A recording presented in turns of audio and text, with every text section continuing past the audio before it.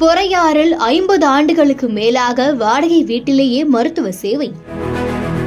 80 வயதிலும் ஓய்வின்றி தொடரும் மருத்துவ சேவை. 3 தலைமுறைக்கு மருத்துவம் பார்க்கும் பொறையாறு மக்களின் அம்மா மருத்துவர் பார்வதியின் நெகிழ்ச்சி பயணம் பற்றிய சிறிய தொகுப்பு. எத்தனை வயதானாலும் தான் மருத்துவம் பார்க்கும் பொழுதே தன் உயிர் பிரிய வேண்டும் என்பது என் வாழ்நாள் ஆசை என்று மருத்துவர் பார்வதி தெரிவித்துள்ளார். அவரை பற்றிய சிறிய தொகுப்பை இப்போது பார்க்கலாம். நான் டாக்டர் பார்வதி சந்திரசேகரன். டாக்டராக பொறையாறுங்கிற ஸ்மால் வில்லேஜ் டவுனில் தரங்கம்பாடி தாலுக்கா, மயிலாடுதுறை டிஸ்ட்ரிக்ட். ஒரு 50 இயர்ஸாக, அதாவது 1975லேருந்து பொறையாறில் ப்ராக்டிஸ் பண்ணிகிட்ருக்கேன். நான் படித்தது ஆக்சுவலாக கடலூரில் சென்ட் ஆன்ஸ் ஹை ஸ்கூல். அப்போல்லாம் தமிழ் மீடியம் தான், இங்கிலீஷ் மீடியம் ஒன்றும் கிடையாது. அதுக்கப்புறம் ஆக்சுவலாக டிஸ்ட்ரிக்ட் ஃபஸ்ட்டு, அப்போல்லாம் south Arcot district I got first mark. அதனால் எனக்கு ஈஸியாக மெரிட்லேயே மெடிக்கல் சீட் கிடச்சிது. எம்எம்சியில் 6 இயர்ஸ் பண்ணிவிட்டு சீனியர் சர்ஜன்ஸ் பண்ணிவிட்டு அதுக்கப்புறம் ஜிப்மரில் 1 இயர் ஒர்க் பண்ணேன் ஃபிசியாலஜி டிபார்ட்மெண்ட்டில். என்னோடய ஹஸ்பண்ட் டாக்டர் சந்திரசேகர். எங்களுக்கு 1970 கல்யாணம் ஆச்சு. அவங்களுக்கு போஸ்டிங் வந்து ஃபஸ்ட்டு திருப்பூண்டின்னு ஒரு சரியான குக்கிராமம். வீட்டில் கூட தண்ணி கிடையாது. ஆக்சுவலாக பார்த்தோன்னா குளத்துல இருந்தால் தண்ணி எடுத்துன்னு வந்து புழங்கிறதுக்கே வீட்டில் ஒரு ட்ராப் கிடையாது. எனக்கு ரொம்ப பிரமிப்பாக இருந்தது, இது மாதிரி ஊரில் எப்படி எவ்வளோ நாள் இருக்க போகிறவங்களோடன்னுட்டு.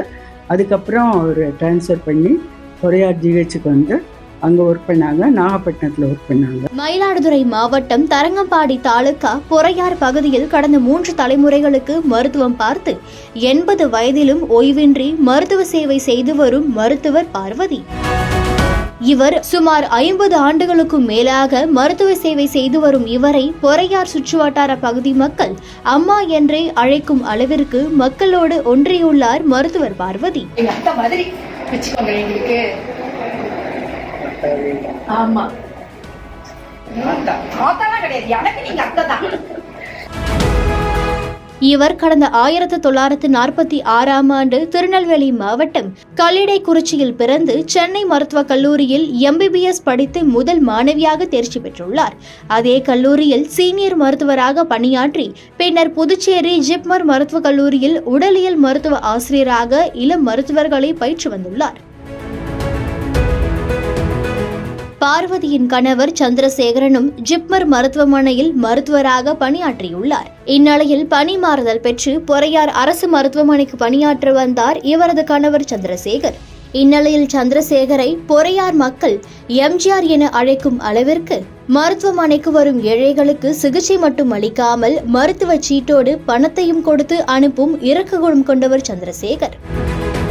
உடல்நலக்குறைவு காரணமாக விருப்ப ஓய்வு பெற்று வீட்டிலேயே மருத்துவம் பார்த்து வந்த மருத்துவர் சந்திரசேகர் 2014ஆம் ஆண்டு இயற்கை எய்தினார். மருத்துவர் சந்திரசேகர் மறைவுக்கு பிறகு மருத்துவர் பார்வதி பொறையார் பகுதியில் வாடகை வீட்டிலேயே தங்கி தனது மருத்துவ சேவையை தொடர்ந்து வருகிறார். 50 ஆண்டுகளுக்கு மேலாகியும் 80 வயதிலும் இன்று வரை வாடகை வீட்டிலேயே வகித்து வரும் நிலையில் வீட்டிலேயே மருத்துவ சேவையும் செய்து வருகிறார். நாள்தோறும் நேரம் பாராமல் தன்னை தேடி வருபவர்களுக்கு உடனடியாக மருத்துவம் பார்த்து அவர்களுக்கு பல்வேறு ஆலோசனைகளை வழங்குவதோடு ஆறுதலாக தனது குடும்பத்தினர் போல உரையாடி அனுப்புவதால் மருத்துவர் பார்வதியை நாடி வரும் பொதுமக்களும் அம்மா என்றும் அக்கா, ஆச்சி என்றும் பாசத்துடன் அழைப்பதாக பெருமிதம் கொள்கிறார் மருத்துவர் பார்வதி. பட் எனக்கு ஒவ்வொரு நிமிஷமும் இப்போ யோசித்து பார்த்தா இந்த வாழ்க்கை நிச்சயமாக எனக்கு சிட்டியில் ஒர்க் பண்ணியிருந்தா இந்த கிளினிக்கல் எக்ஸ்பீரியன்ஸோ அல்லது ஜனங்களோட ஒரு அன்போ எனக்கு நிச்சயம் கிடச்சிருக்காது. ஆக்சுவலாக இப்போ வயசு ஆக ஆக பார்க்க அந்த ஒவ்வொரு குழந்தைகளும் நம்ம பார்த்த குழந்தைய வந்து அதோட குழந்தை, அதாவது 3 தலைமுறையை பார்க்குற ஒரு சான்ஸ் வந்து நிச்சயமாக வில்லேஜில் கிடைக்கும். உங்களுக்கு சிட்டியில் 1000தோடு 1, இங்கே 10ஓடு 1 தான். அதை சில பேர் புரிஞ்சுக்க மாட்டேங்கிறாங்க. இப்போ இருக்கிற நோயாளியும் என்ன பண்ணுறாங்கன்னா, சிட்டியில் படித்தவங்க தான் நிறைய, கிராமத்தில் இருந்தால் அவங்களுக்கு ஒன்றும் தெரியாது அப்படின்னு நினைக்கிற மாதிரி எங்களை கொஞ்சம் ஓவர் கம் பண்ணிவிட்டு அவங்களே போகிறாங்க. பட் இந்த ஏரியாவில் எனக்கு எல்லாருமே ஒவ்வொரு வீடும் யார் பேர் அந்த குழந்தை பேரை சொல்லும்போது தயப்பாங்க, இவ்வளோ ஞாபக சக்தியா இந்த வயசில் அப்படிம்பாங்க. நான் அந்த அளவு ஒன்றிடுவேன்.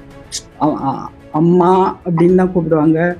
இல்லைன்னா நான் நைட்டி போட்டிருந்தா நைட்டி பாட்டின்னு வரும். அந்த ஆயாட்டை தான் கூட்டின்னு போனேன், என்ன டாக்டர் ஆயாட்ட. அது மாதிரி சொல்லும்போது நம்ம நிஜமாலே லக்கி தான் தோன்றுறது. மேலும் 50 ஆண்டு காலத்தில் சுமார் 4000க்கும் மேற்பட்ட பெண்களுக்கு மகப்பேறு பார்த்துள்ளதாகவும் ஒரு முறை கூட தாய் சேய் உயிர் சேதம் ஏற்படாமல் இருவரையும் காப்பாற்றி அனுப்பிய பெருமைக்கு உரியவர். ஃபஸ்ட்டு ரொம்ப கஷ்டமாக தான் இருந்தது. இந்த ஊரில் ஃபுல்லாக மணல் தான். இது இப்போ இருக்கிற மாதிரிலாம் ஒரு ஃபெசிலிட்டிஸும் கிடையாது. எல்லா கேஸும் மாட்டு வண்டி கட்டிட்டு வரும், முட்டை மாட்டு வண்டியில், அதில் ஏறி பிரசவம் பார்த்துருக்கேன். கரண்ட் இல்லாமல் லோ வோல்டேஜு, அதிலலாம் எவ்வளவோ சவாலை 2 பேருமே சேர்ந்து சந்தித்தோம். கொரோனா காலத்திலும் எத்தனையோ மருத்துவர்கள் மருத்துவம் பார்க்க பயந்த போது தன்னை தேடி வந்த குறிப்பாக ஏழை எளிய நடுத்தர மக்களுக்கு தனது அரவணைப்பில் அழைத்து தன் குடும்பத்தில் ஒருவர் போல முகக்கவசம் கூட அணியாமல் மருத்துவ சேவை பார்த்ததாகவும் இது தனக்கு பெரும் மகிழ்ச்சி அளிப்பதாகவும் தெரிவிக்கிறார். ஆக்சுவலாக 95 சைக்ளோனில் 1 மந்த் கரண்ட் கிடையாது. வெறும் மெழுகுவர்த்தி அரிக்கன் லைட்டை வச்சுருந்தான் பிரசவம் பார்த்தானோ, வேறு வழி கிடையாது. அப்போது ஜென்ரேட்டர் அதெல்லாம் வாங்க முடியாத சூழ்நிலை அப்போ இருந்தபோது. இப்போது இன்வெர்ட்டர் இருக்கிறதுனால எல்லாமே ஈஸியாக இருக்குது. ரொம்ப ரொம்ப கஷ்டப்பட்டிருக்கேன் அந்த டயத்தில். அதுக்கப்புறம் கொரோனா டயத்தில் மெயினாக சொல்லணுன்னா, ஆக்சுவலாக கலெக்டர்கிட்டே பர்மிஷன் வாங்கி நான் பெங்களூரில் இருந்தபோது கொடுக்க மாட்டேன்னாரு. இல்லை நான் ஒர்க் பண்ணி தான் ஆவேன்ட்டு உடனே இ பாஸ் கொடுத்து அனுப்பிச்சிட்டாரு. வந்து மாஸ்க்கு கொஞ்ச நாள் பயந்துன்னு போட்டுருந்தேன். சரி எப்படியா இருந்தாலும் முடிவு இதில் தான் வரணுன்னா வரும்னுட்டு தைரியமாக பேஷண்ட்டுக்கும் எனக்கும் டிஸ்டன்ஸே இல்லாமல் எல்லாம் அவ்வளோ கூட்டம் யாருமே பார்க்கல. அப்போது நிறைய பேருக்கு பண வசதி இல்லாமல் இருந்தபோது அவங்களுக்கும் கொடுத்து இங்கே போய் சேருங்க அங்கே போய் சேருங்கன்னு கைட் பண்ணி அவங்க நல்லாகி என்னை சொல்லும்போது நமக்கு இந்த சான்ஸ் கிடைச்சது பாரு. மருத்துவ சேவை என்பது மற்ற பணியைப் போல அல்ல, மருத்துவ சேவைக்கு ஓய்வே கிடையாது என்று தன் தந்தை தன்னிடம் கூறியது நினைவுக்கு வருவதாகவும், எனவே தான் மருத்துவம் பார்க்கும் பொழுதே தன் உயிர் பிரிய வேண்டும் என்பதே எனது வாழ்நாள் விருப்பம் என்றும் நெகிழ்ச்சியுடன் கூறுகிறார் மருத்துவர் பார்வதி. இன்றளவும் தான் மருத்துவம் பார்ப்பதற்கு கட்டணம் என பெரியதாக நிர்ணயம் செய்து வாங்குவது இல்லை. மருத்துவம் பார்ப்பவர்கள் அதிகபட்சம் 100 ரூபாய் வழங்குகின்றனர். இருப்பினும் எத்தனையோ ஏழை குடும்பத்தினர் வரும்பொழுது கட்டணம் இல்லாமல் மருத்துவம் பார்ப்பதோடு தன்னிடம் இருக்கும் சில மருந்துகளை இலவசமாக கொடுத்து ஆலோசனை வழங்கி அனுப்புகிறார். அது மட்டுமின்றி பல்வேறு ஏழை குடும்பத்தில் உள்ள பள்ளி கல்லூரி படிக்கும் மாணவ மாணவிகளுக்கும் பல்வேறு உதவிகளை செய்து வருகிறார். தன்னிடம் மருத்துவம் பார்க்க வரும் பொதுமக்களிடம் தன் குடும்பத்தில் ஒருவர் போல நேரம் காலம் பாராமல் பரிவோடு மருத்துவர் பார்வதி பழகுவதால் தான் அனைவரும் அம்மா அக்கா ஆட்சி என்று அழைக்கின்றனர். தன் மகன் மருமகள் பேர குழந்தைகள் பெங்களூருவில் வசித்து வரும் நிலையில் தன்னந்தனியாக பொறையார் பகுதியில் வாடகை வீட்டில் வசித்துக் கொண்டு மருத்துவ சேவையை தொடர்ந்து வருகிறார்.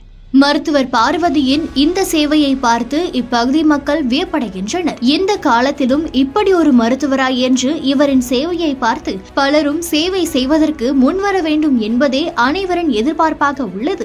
மேலும் நேரில் வர முடியாமல் உடல்நிலை பாதிக்கப்பட்டவர்களுக்கு செல்போன் மூலமும் வீடியோ கான்பரன்சிங் மூலமும் மருத்துவ ஆலோசனைகளையும் வழங்கி வருகிறார் என்பது குறிப்பிடத்தக்கது.